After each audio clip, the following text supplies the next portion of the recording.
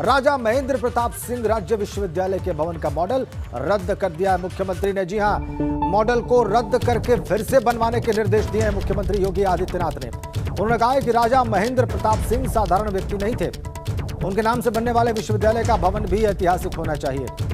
14 सितंबर को प्रधानमंत्री मोदी विश्वविद्यालय का शिलान्यास करने आ रहे हैं। कल ही मुख्यमंत्री योगी ने अलीगढ़ पहुंचकर उस स्थान का निरीक्षण किया था जहां पर विश्वविद्यालय का निर्माण होना है और विश्वविद्यालय का मॉडल भी उन्होंने देखा था। उन्होंने कहा है कि विश्वविद्यालय का भवन ऐसा हो जिसकी खूबसूरती 100 सालों में भी प्रभावित ना होने पाए। प्रशासनिक भवन को परिसर में सबसे आगे बनाने के निर्देश मुख्यमंत्री योगी आदित्यनाथ ने दिए हैं। उन्होंने कहा है कि विश्वविद्यालय में खेल का मैदान जरूर होना चाहिए। राजा महेंद्र प्रताप सिंह राज्य विश्वविद्यालय के भवन का प्रस्तावित मॉडल लोक निर्माण विभाग ने तैयार कराया था। सीएम की मंशा भव्य भवन और महल जैसा दिखे वो भवन ऐसा दिखने की है। सीएम ने अभियंताओं को, इंजीनियर्स को तलब किया है, कहा है कि राजा साहब के व्यक्तित्व के अनुसार भव्य, ऐतिहासिक और वैभवशाली बनना चाहिए विश्वविद्यालय। तो विश्वविद्यालय के मॉडल को रद्द कर दिया है। प्रभावित नहीं हुए मुख्यमंत्री। उन्होंने कहा कि राजा साहब का व्यक्तित्व जैसा है वैसा भवन बनना चाहिए, महल जैसा भवन बने विश्वविद्यालय का और प्रशासनिक भवन सबसे आगे बने। तो राजा महेंद्र प्रताप सिंह राज्य विश्वविद्यालय के भवन का मॉडल देखने के बाद कल मुख्यमंत्री योगी आदित्यनाथ ने उस मॉडल को अस्वीकार कर दिया है, उस मॉडल को रद्द कर दिया है। कहा है इंजीनियर से कि फिर से नया मॉडल बनाया जाए। और राजा महेंद्र प्रताप सिंह कोई साधारण व्यक्ति नहीं थे, वो एक अजीमोशान शख्सियत थे। उनके व्यक्तित्व जैसा ही भव्य भवन विश्वविद्यालय का बनना चाहिए, मुख्यमंत्री योगी आदित्यनाथ का यह कहना है।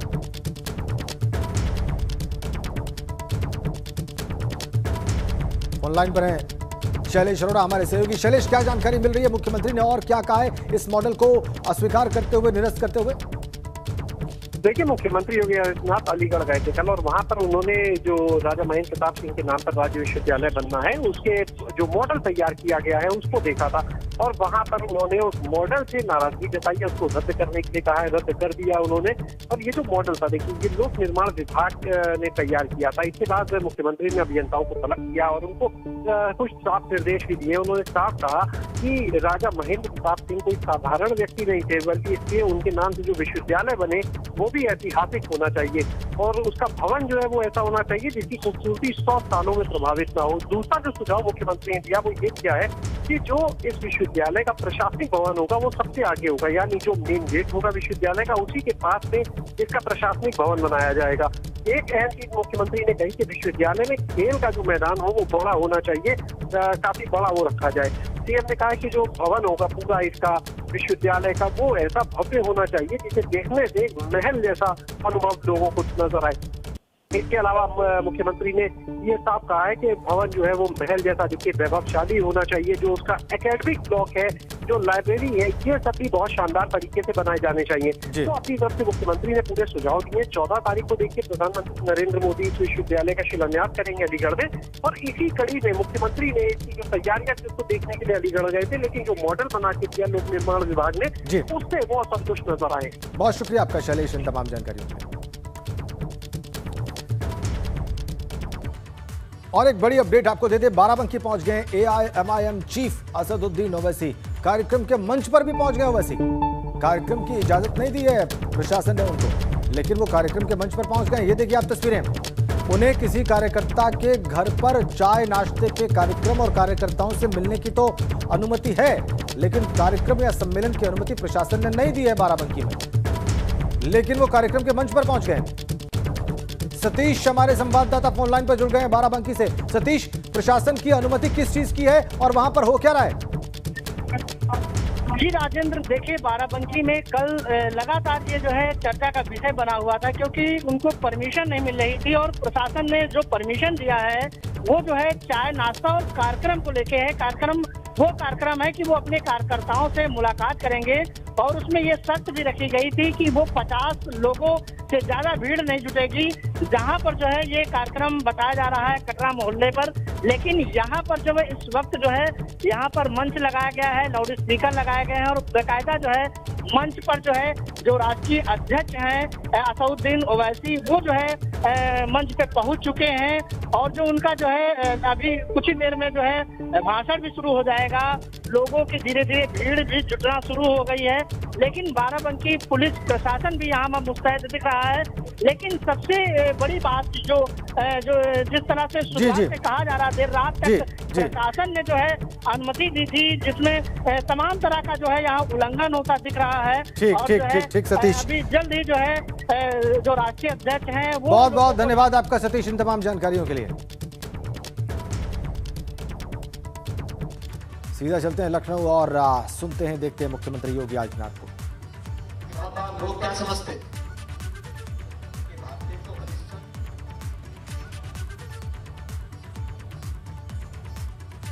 से समझता भारतेंदु हरिश्चंद्र की जयंती आज, इसी अवसर पर जो कार्यक्रम हो रहा है माने तो जाने तो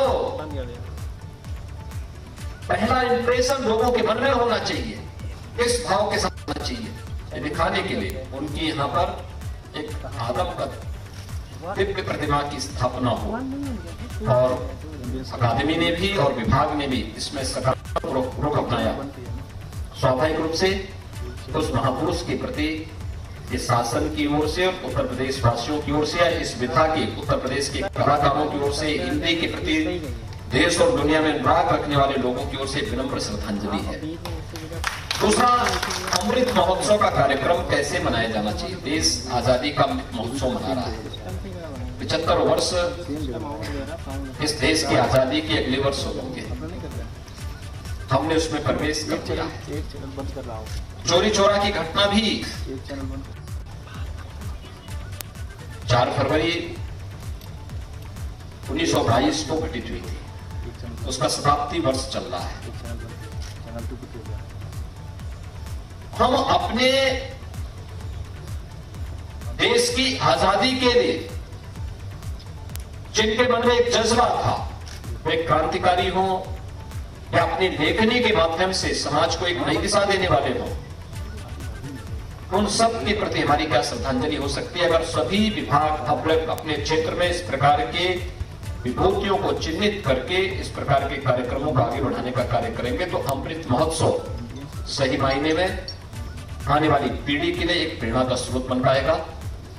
मैं यहां पर एक बार फिर से विभाग को इस बात के लिए धन्यवाद दूंगा कि उन्होंने भारतीय जी का स्मरण किया और उनके परिवार के साथ साथ विभाग से जुड़े हुए और अकादमी से जुड़े हुए पूर्व पदाधिकारी और इससे जुड़े हुए जो प्रशिक्षु थे, प्रशिक्षक थे, इन सबको भी इसके साथ जोड़ करके आज इस कार्यक्रम को संपन्न किया है। मुझे विश्वास है हम इस परंपरा को इसी गरिमा और गौरव के साथ आगे बढ़ाने का कार्य करेंगे। संपूर्ण आयोजन के प्रति मेरी शुभकामनाएं। धन्यवाद। जय हिंद। भारतेंदु हरिश्चंद्र को याद किया अभी मुख्यमंत्री ने, उनका योगदान क्या है साहित्य में और उस वक्त के समाज के लिए, ये भी उन्होंने याद किया, इसके बारे में जिक्र किया उन्होंने। अब आगे बढ़ते हैं, एक बड़ी खबर वाराणसी से।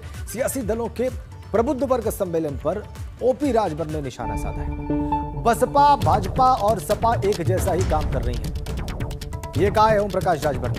किसी को अन्य जातियां दिखाई नहीं दे रही हैं, सबको ब्राह्मण वोट दिखाई दे रहा है।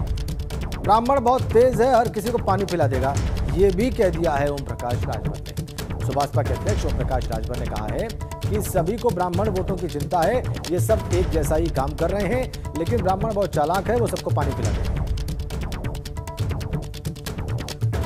सियासी दलों के प्रबुद्ध वर्ग सम्मेलन पर ओम प्रकाश राजभर ने प्रहार किया है, ये कहते हुए कि ये सब एक जैसा ही काम कर रहे हैं, इन्हें अन्य जातियों की चिंता नहीं है, एक ही जाति की चिंता है।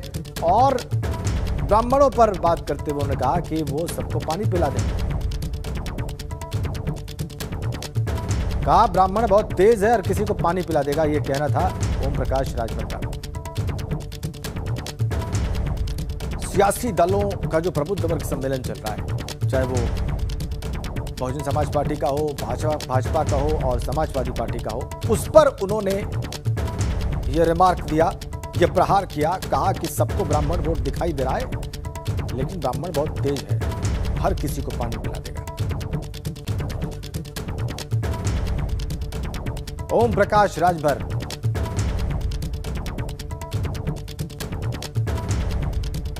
ओम प्रकाश राजभर का यह बयान निश्चित रूप से एक राजनीतिक वाद विवाद के नए दौर का प्रारंभ कर सकता है। सीधा उन्होंने ब्राह्मणों को बहुत तेज बताया, कहा कि सबको पानी पिला देंगे, ब्राह्मण बहुत तेज है, उनका वोटर सबको पानी पिला देगा, ये कहना था ओम प्रकाश राजभर का। तंज वो कर रहे थे बीजेपी पर, तंज कर रहे थे समाजवादी पार्टी पर, बहुजन समाज पार्टी के प्रबुद्ध वर्ग सम्मेलन पर। कहना उनका यह था कि ये सभी एक ही जाति यानी ब्राह्मणों को लुभाने में लगे हैं, इन्हें कि अन्य जातियां दिखाई नहीं दे रही, सबको ब्राह्मण वोट दिखाई दे रहा है, ये कहना है ओम प्रकाश राजभर का। लगे आता उन्होंने ब्राह्मणों को भी बहुत तेज बताया, कहा कि वो हर किसी को पानी पिला देंगे।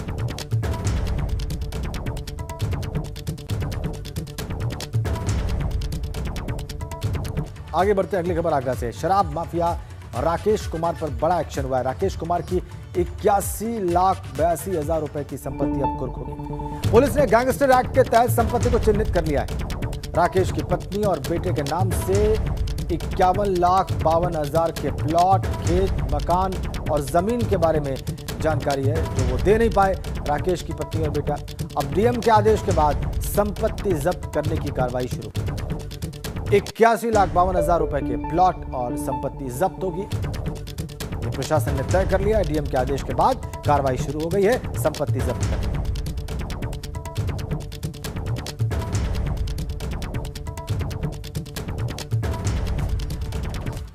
अगली खबर नोएडा से है। सुपरटेक एमरल्ड कोर्ट की जांच के लिए पहुंची है एसआईटी टीम। एमरल्ड कोर्ट के ट्विन टावर्स का एसआईटी ने निरीक्षण किया है।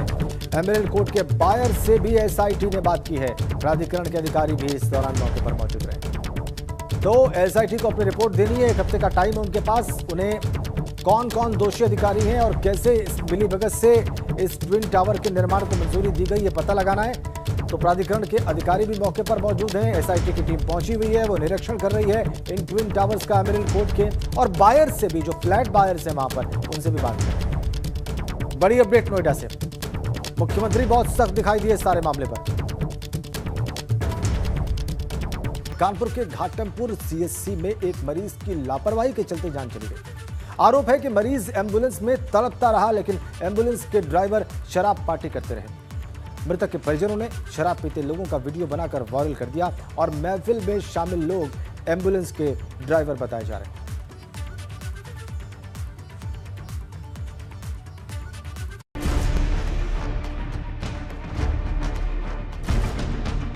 कानपुर में एम्बुलेंस के इंतजार में गई जान। जाम छलकाने में लगे रहे एम्बुलेंस ड्राइवर। एक मिनट रुक जाओ, 1 मिनट रुको। तड़पता रहा मरीज, परेशान हुए तीमारदार।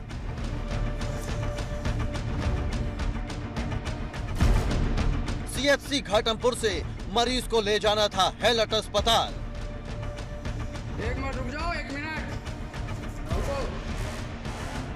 करवा रहे हैं। इन तस्वीरों को देखिए। यहाँ एक कमरे में महफिल सजी है और जाम छलकाए जा रहे हैं, लेकिन ये दारू पार्टी किसी की मौत का सबब भी बन सकती है।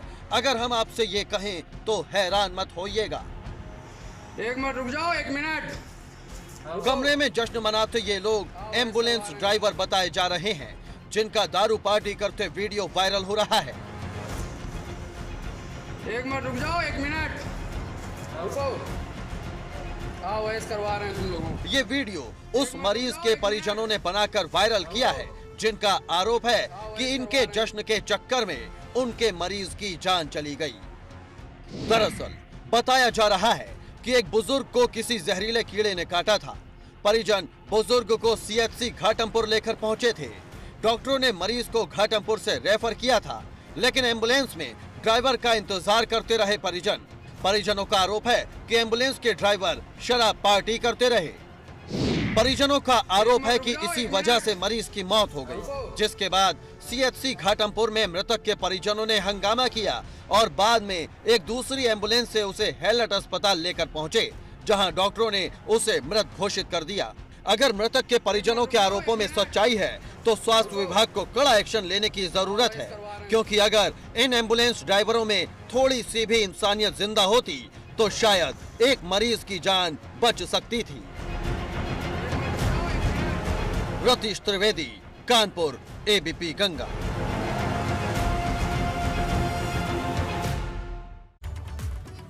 अगली खबर चंदौली से। वहां डेंगू, मलेरिया और वायरल के खौफ के बीच डीएम ने स्वास्थ्य केंद्र में औचक निरीक्षण किया। डीएम संजू सिंह अचानक प्राथमिक स्वास्थ्य केंद्र सदर पहुंचे और वहां तैयारियों का जायजा लिया। इस दौरान अस्पताल परिसर में गंदगी और दूसरी व्यवस्थाएं देखकर जिलाधिकारी ने पीएससी प्रभारी को फटकार लगाई और बहुत जल्द व्यवस्था को दुरुस्त करने का आदेश भी दिया। साथ ही जिलाधिकारी ने फर्जी आंकड़ों और लापरवाही को लेकर जिला मलेरिया अधिकारी, 3 मलेरिया इंस्पेक्टर समेत कुल 4 लोगों को प्रतिकूल प्रविष्टि जारी कर दी।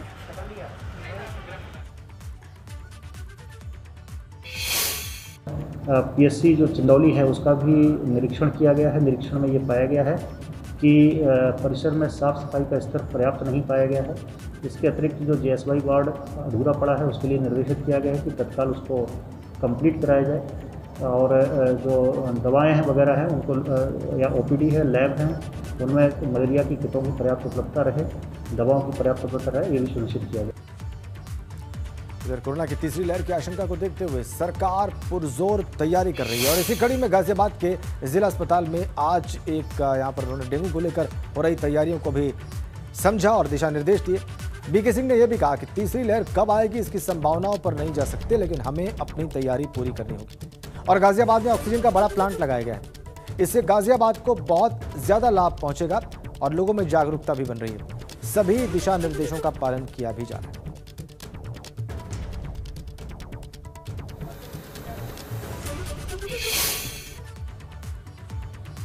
और लखनऊ में जल निगम संघर्ष समिति का विरोध प्रदर्शन जारी है। जल निगम के सैकड़ों कर्मचारी मुख्यालय पर जमा हैं। ये लोग पेंशन, वेतन, महंगाई भत्ता समेत कई मांगों को लेकर प्रदर्शन कर रहे हैं। इन्होंने सरकार पर अनदेखी का भी आरोप लगाया। ये लोग जल निगम के नगरीय और ग्रामीण विभागों को बांटने का विरोध कर रहे हैं। प्रदर्शन में पूरे प्रदेश से जल निगम के कर्मचारी और रिटायर्ड कर्मचारी शामिल। कर्मचारी जल निगम मुख्यालय से पटेल पार्क, हजरत तक रैली भी निकालेंगे। जिंदाबाद जिंदाबाद, बस प्रशासन मुर्दाबाद मुर्दाबाद मुर्दाबाद।